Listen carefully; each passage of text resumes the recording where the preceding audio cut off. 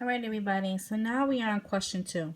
It says Caesar lost his dog and was so worried that he decided to make 1,000 flyers so he can have some help to find him.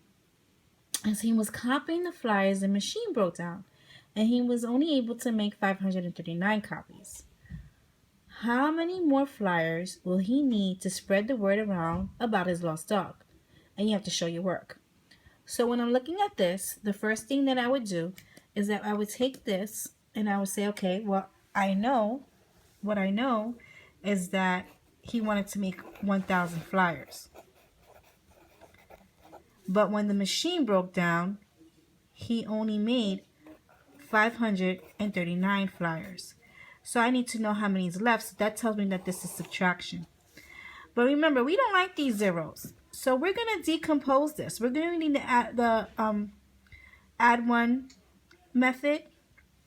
So we're going to decompose this number. And we're going to say, we're going to change those zeros because we're like, we don't like them. And we're going to change this to 999 plus 1. Because this is the same as 1,000. These are the same. They equal the same. So once I have this, then I take my subtraction. And it was 539. So then I subtract these numbers, but I can't forget to drop down that plus 1. So 9 minus 9 is 0. 9 minus 3 is 6. 9 minus 5 is 4. But I cannot forget that plus 1, which sometimes we forget. So once I get this, I get 461. So he needed 461 flyers left to be made.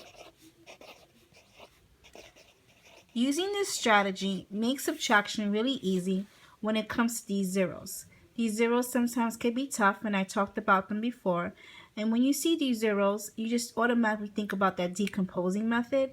So you automatically just change this to the 999 plus 1, which equals 1,000, and you do your whole subtraction.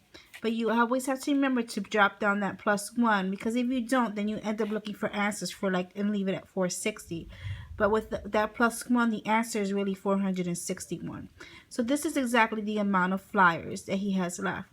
When you're showing your work, you want to do things like this so that we can see if you really understand this decomposing method or plus 1 strategy. Thank you.